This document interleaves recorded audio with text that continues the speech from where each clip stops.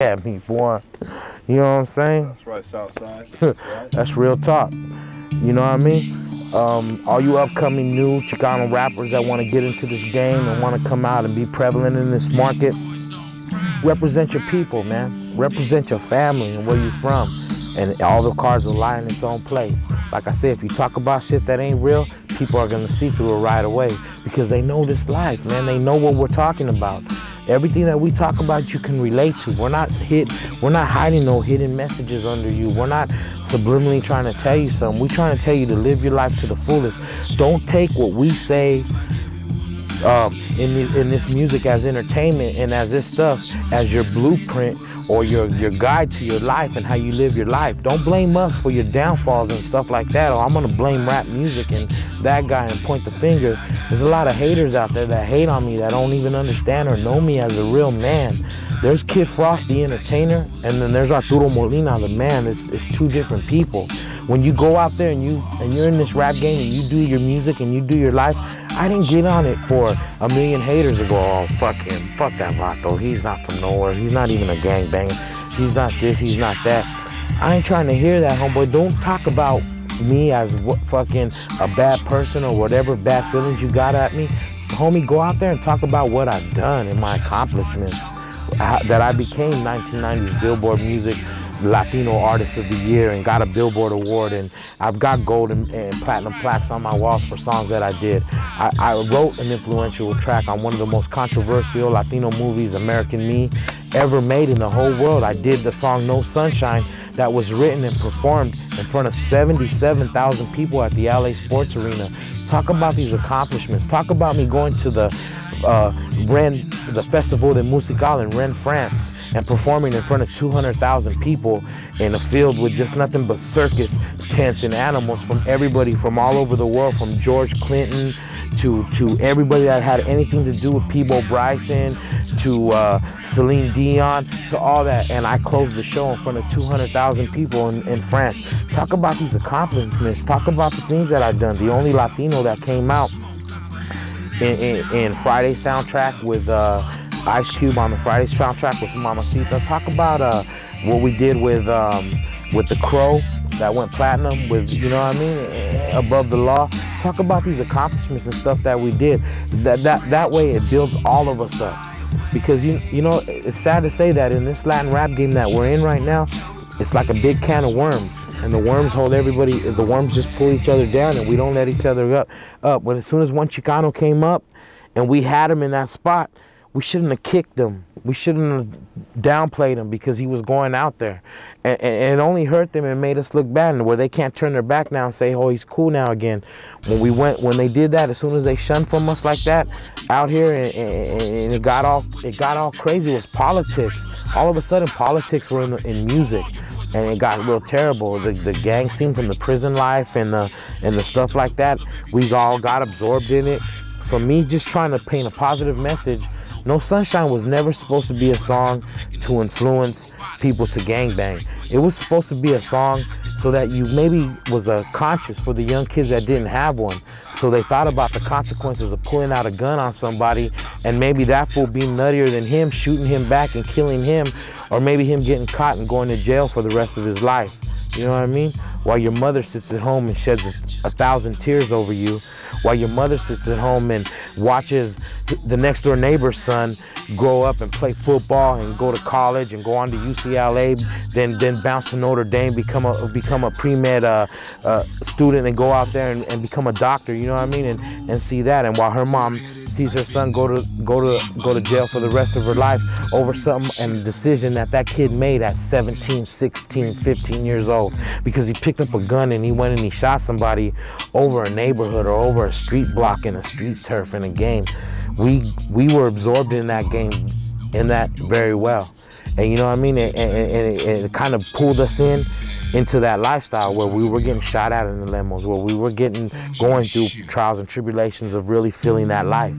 And when you really see it, and somebody and 5 dudes from somewhere said, oh, in jail, oh, he was with this guy and he did this and this, oh, that guy, oh, Kid Frost, the rapper dude, him. And then, you know, you go over here and you got 50,000 people, 15,000 people at a lowrider car show, and they all love you because they don't know, and their kids and everybody. You're signing 1 million autographs, and there's one guy looking at you at the corner going, "Hey, Holmes, when you get over there, when all those people leave, I'm gonna fuck you up." You know what I mean? This rap game, I mean, what entails in it, and what you really gotta go through, the everyday, real life shit of this rap game is how real you're gonna take it, how real you're gonna go with everybody, how real you're gonna really stand up and represent yourself. Because if they really wanted me and they knew what I was doing, somebody must have said, "Hey, wait a minute, I was on a list, dog." I'll say it man, my days and all that were counted, homeboy, really, literally were counted. And I got a wake-up call. It was like, look, you need to do this, and you need to start doing this. Stop saying that you're doing this and this and this and this on these records, because guess what? You're not doing it, but these kids are doing this and this and this and this and this, what you're saying. You know what I mean? So then it got accountable to everything in this rap game that you were rapping about. All of a sudden came to, you're on trial for what you're saying. Hey, you're telling these kids, get guns and go shoot and do a drive-by. And you know, when I really felt it and when I really knew that it was really influencing people, when I seen my Smile Now, Die Later faces from my album cover on Vatos that were in the Pinto, that were locked up in Torcido doing time and had those tattoos on them, when they were telling me the words of No Sunshine, and then whispering in my ear at a lowrider car show, "Hey, Holmes, me and my homeboys did a drive-by to your album." And, you know, then I realized, you know, this matters. This means something. Your words do account to something, to somebody. And then when you're on that firing squad, when you're getting hit from every angle from the globe, you really realize how many people are really in your corner. You know what I mean? Because the ones that ain't fake and the ones that ain't real are right by your side like this with your arms. We're all locked and we're like, okay, let's take it. You know what I mean? We're fucking football, we're rugby, we're fucking hardheads. Let's do it. You know, the bull and the ram. And we're gonna bump heads.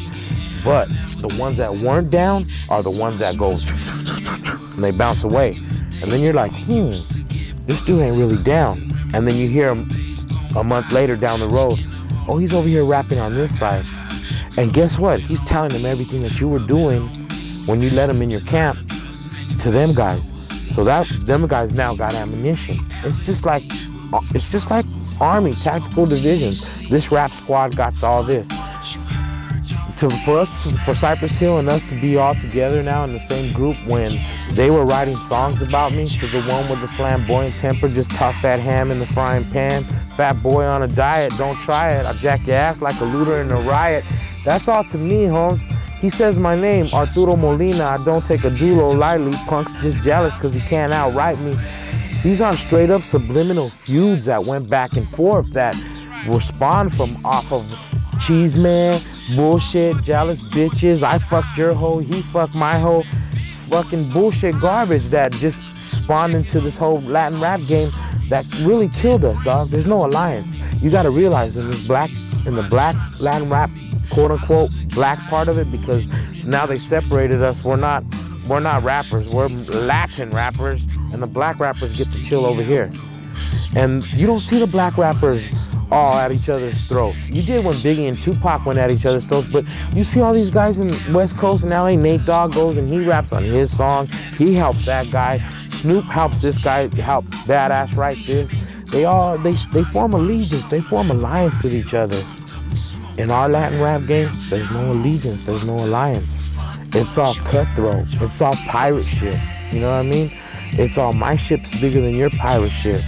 You know what I mean? We're bigger swashbucklers than your guys are. It has to change because there's no way that we're gonna survive in this Latin rap game or in this rap game, period. Because we're rapping off African tribal jungle beats to begin with. So there's if you're saying it or you're trying to classify it, you can't do it because you're rapping off of songs, if you're a Latin rapper, off of Marvin Gaye records, Smokey Robinson.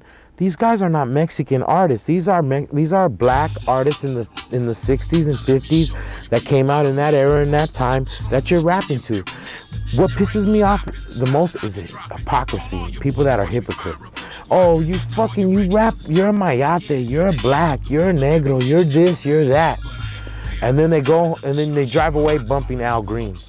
Or they drive away bumping the Isley Brothers. Oh, those guys that you're bumping are that sang the oldies and sang those songs that were talking about girls in the streets and hanging out and having fun, because rapping wasn't around then. Or now that we're doing Latin rap music, you separated us and you put us in this category, and then you say you bump old school, we bump this, but all those artists that you claim you bump are all black. And if they were in our era in the 1990, the majority of those people would be talking about the rap in the streets, just like Mary J. Blige, just like J-Lo, just like Janet, just like Michael Jackson now, who got Jay-Z on a record. When would you ever see that? Elton John and Eminem? Come on, man. These guys, you're talking about people that don't have to go make, Elton John didn't have to go make a song with Eminem. This guy's made 1 million songs, from Rocket Man to Daniel to Benny and the Jets to platinum, platinum, over platinum, 10 times platinum, millennium platinum, and I got so much money that my money rots while I sit on it. They build me a chair of millions and it's rotting, but I'll give this to this charity. And this next song I'm gonna give away because I don't even need the money. You know what I mean? And these people that do all that in this Latin rap game, it's a whole different thing, Holmes, you know what I mean? They see, Elton John seeing that it's hip to be with somebody like him. And he's a gay basher. Dude, he came out, Eminem came out saying this, saying that, you know, talking real bad about this and about that, and like going through different trials and tribulations of all the people sweating him, you know what I mean? All these gay activists, oh, Elton John, you're gay and you're supposed to be representing, why are you with Eminem? He took that flack because he's seen a different vision of it, you know what I mean? More than what we saw, more than what the general audience saw, more than what anybody saw. When, what was her name, flipped off the Pope or tore the picture of the Pope. Yeah, she felt, when she did that, you know what I mean? She knew exactly what she was doing, you know what I mean? You're not paying attention to my career. I'm not selling records right now. You got all these other people that are doing something. Let me do this stunt right here that's gonna help you get you up and over.